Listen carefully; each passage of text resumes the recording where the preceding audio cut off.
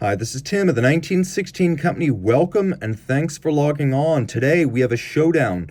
Precious metal alternative time display watches from elite independent watchmakers versus starts now. So Ludovic Ballouard versus FP Journe. This is a match made in heaven, and they have a lot in common. But we're going to start with the watch that's probably less familiar to our audiences. At the very least, the name that's less familiar. Like FP Journe, Ludovic Ballouard is a Frenchman who wound up making watches under his own name in Switzerland. Like FP Journe, Ballouard was a creator of the Harry Winston Opus series watch. He created the Opus 13. And again, like FP Journe, Ludovic Ballouard worked at Journe. For 7 years, he was one of the go-to men for creation of chiming watches, specifically the Sonnerie Souveraine, the most advanced, complicated, and exclusive of Journe watches. Leaving in 2009, Ludovic Ballouard created his own brand, eponymous, and began building this, his first model, the Upside Down. Now, this watch in platinum is heavily customizable. Unlike the FP Journe Vagabondage series, which was made pretty much as you see it, Ballouard is a much more flexible watchmaker. He'll take requests for different dials, case-back dedications, different case metals. The one you see right here, 41 millimeters in platinum, is emblematic of what I would consider to be the closest thing he has to a standard production watch. The dial is in petrol blue. The case is 41 millimeters in diameter by 10.5 millimeters thick from lug tip to lug tip. It measures very reasonable, 47.5. That's quite compact for a 41 millimeter diameter watch. And then 20 millimeters is the spacing between the lugs, and you can see the lugs are relatively sharply downturned. One feature that you can't see too easily on this watch is that when you look at yourself in the profile, see how it's concave? Like a concave mirror, it will invert your image when you look at it. So you see yourself upside down, and that's consistent with both sides of the case. Now the watch wears nicely on my 16 centimeter circumference wrist. Normally I would say a 41 millimeter dress watch is pushing the limit, but this is actually beautiful. Although not as thin as the Journe, it is quite slim with a very gently sloped domed bezel. It's not excessively broad across the wrist, which you can see well in these down the barrel angles, and even across the top, which exaggerates the width of the watch. It's quite easy to see that these lugs are well inboard of the edge of my wrist. I could see this watch wearing well on a wrist as small as 14 centimeters circumference. The timepiece does include a Ludovic Ballouard buckle, and you can see it is made of platinum. It features his signature B with a combination of media blast and polish. Rolling back to the case, everything here is polished, and everything you see that's engraved, such as the initials on the crown and the characters on the case back, freehand engraved. The movement caliber B1, this is a manual wind based on a Peso 7001. The core is the Peso, and we're not talking about pieces reused. He uses the train geometry from the barrel down the escapement. The fabrication of all the parts, wheels, bridges, plates, that is done by Ballouard himself. Now outside you can see that the Peso, which is a 17 jewel movement of 23.3 millimeters diameter, it has been extended dramatically. This is now 51 jewels with a diameter of 35 millimeters, so it properly fits the case. You could see here the finishing is extraordinary. Now, we're going to talk a little bit about how all of this works in practice. So you can see that we have a mechanism based on a cam, a jumper, and a jumper spring. And there's a Maltese cross mechanism that will reposition the current hour in a fashion such that only the current hour is right side up. All the other hours are, as per the name, upside down. Now, as you can see, it is a form of jumping hour watch, and in addition to writing the upside down current hour, there is also a little circular index, so it's easier to see. So right now you are looking at 9:20. Now you're looking at 9:25. The idea here is that there is no time like the present, and you should seize not just the day, but the very moment. Ludovic Ballouard wants us to think about the importance of enjoying the here and now. How many watches does he make per year? 12 to 24. Literally everything is handmade, and he has the hands that make most of everything. So this is a very small operation, essentially one man in his shop, his undivided attention and vision embodied in this watch. A very cool piece, and related to his Harry Winston Opus 13 and its unusual portrayal of time. Now, Francois-Paul Journe, born in Marseille, France, the military town down in the south, and after a couple of brushes with watchmaking school, he found his voice as a restoration specialist in his uncle's shop in Paris, moving on from there to create bespoke pieces for individual clients, pocket watches, clocks. He finally got a chance to build watches under his own name in 1999 with the creation of Montre Jaune. In 2004, he created a watch for the anniversary auction held by the auction house Antiquorum, the Vagabondage 1 being a combination of a complication that he drew from the 1920s. It was used by Breguet and Audemars Piguet, and then a movement he'd created for a Cartier Tortue monopusher that never actually got built. He bought back the rights to the movement. He combined his complication, drawn from history, with the base movement, bought back from Cartier, and he created the Vagabondage for the auction. Initially, it was 3 pieces in white, rose, and yellow gold, but later on, about a year later, there was a series production run in platinum, including platinum pieces and then platinum pieces with gem setting. So Journe completed his Vagabondage series with the 3rd installment in 2017, but he came back in 2022 with this, the Vagabondage 1 re-edition, because he never built a series of rose gold watches. He wanted to build 68 of these, so people who had the original platinum watch would be able to finish their set and also have one in rose gold. So this watch was born. It's a little bit bigger than the original Vagabondage 1, and it has an upgraded movement that's a better timekeeper with a longer power reserve. So what you're looking at here fundamentally is not a big watch, even with the larger case. 37.5 millimeters side to side, not including the crown. 7.9 millimeters thick, so really slim. And 45.2 millimeters from lug tip to lug tip with a bit of an unconventional 18.5 millimeter lug spacing. We'll throw this on my wrist, and while the upside down wears well, this thing really does fit like a second skin. Super thin, super short across the wrist.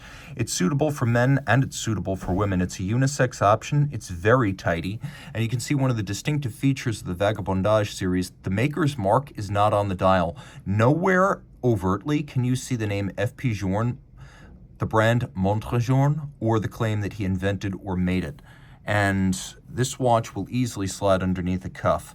Now, taking a quick look here, we have a full folding clasp, and then on the reverse side, we have the movement, which is made of solid gold. The finishing is not quite to the standard of the Ballouard, but it is nicely decorated, and again, solid gold.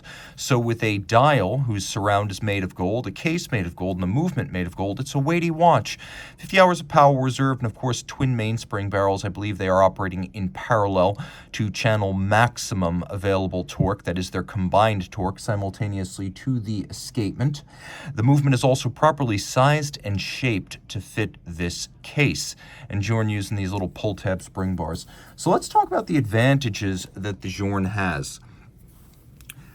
First, name brand strength. There's no doubt that FP Journe is the most famous independent watchmaker in the world, and his success is most directly the cause of the current golden age of independent watchmaking we're enjoying now. The path he blazed is the reason we see so many new independents arising and so many collectors interested in the scene, but also the reason so many young watchmakers, including those right out of watchmaking school, are striking out and building watches under their own name immediately before putting in their time working for others. Journe is at the root of that, which means this watch has a brand equity unmatched by anything else in the independent space, with the possible exception of Philippe Dufour. And these watches made while Journe was still the creative lead of the company. I suspect he's going to step aside to teach long before he's dead. So he'll cease to be the guy designing and making these watches in the foreseeable future. Watches made under his guidance, that are the undivided product of his vision, they're going to be special investments and heirlooms. So in terms of status, stature, but also historical importance, this watch has the edge over the Ballouard. It's a better fit. Being as thin as it is and as short as it is lug to lug, it wears better on a small wrist. The thinness, the compact profile means the ergonomics are superior. Power reserve. This has 50 hours. The Ballouard has 36 to 40, advantage Journe.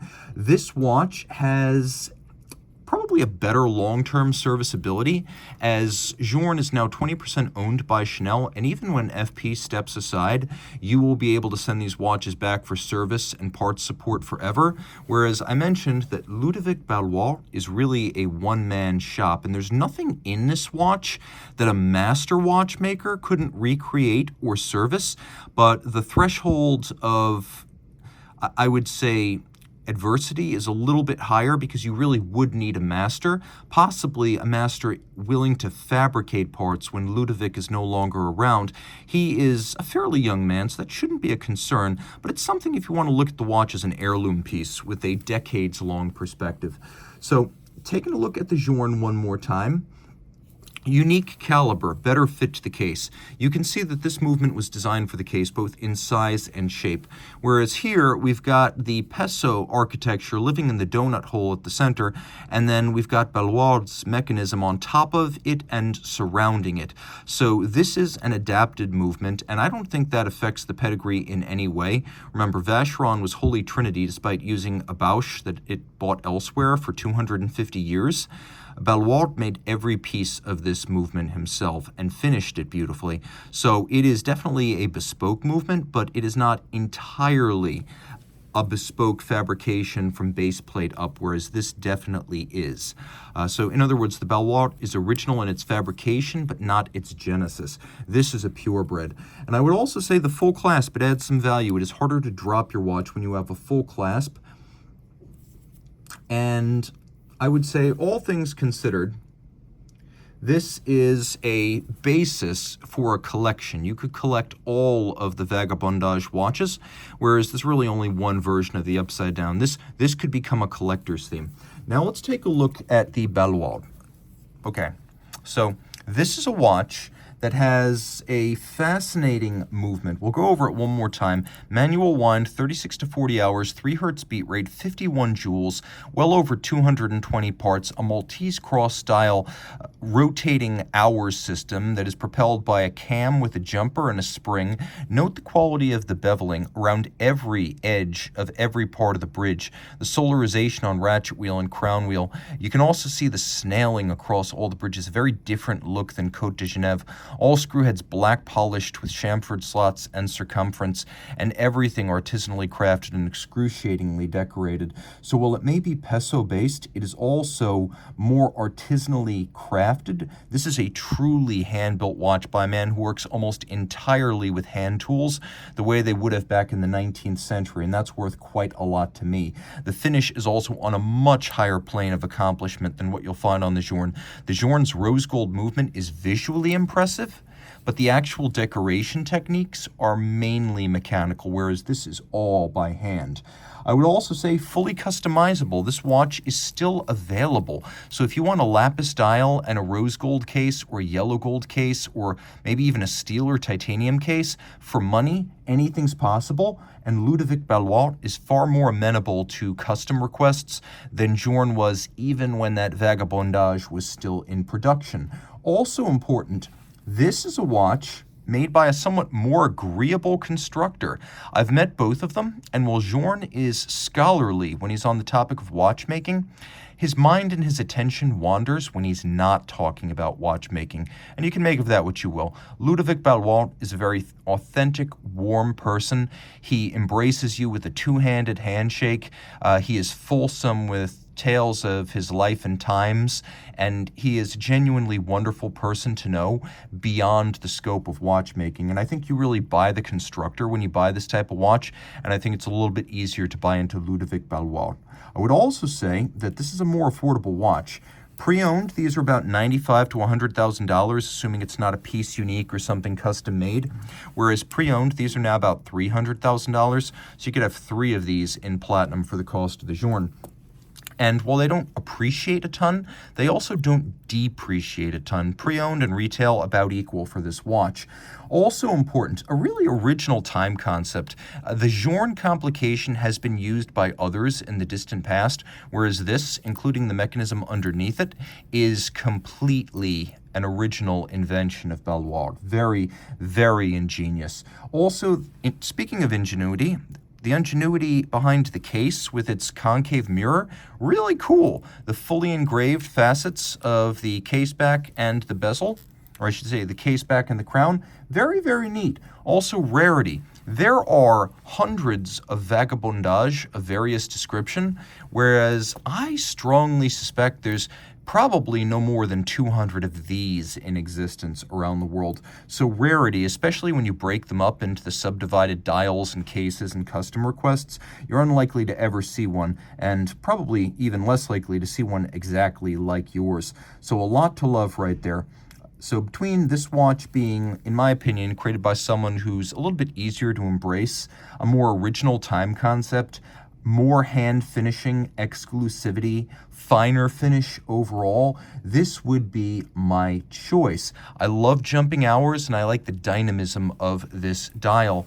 Whereas this watch, I like it, but I don't necessarily love it. So I would choose this as my winner, whereas maybe someone who's a little bit more geared towards a broad view of history and Journe's place in it might choose this. So you guys let me know in the description below, which one of these would you choose for your own wrist? And if you love these watches, reach out to Team Mosso at the 1916company.com.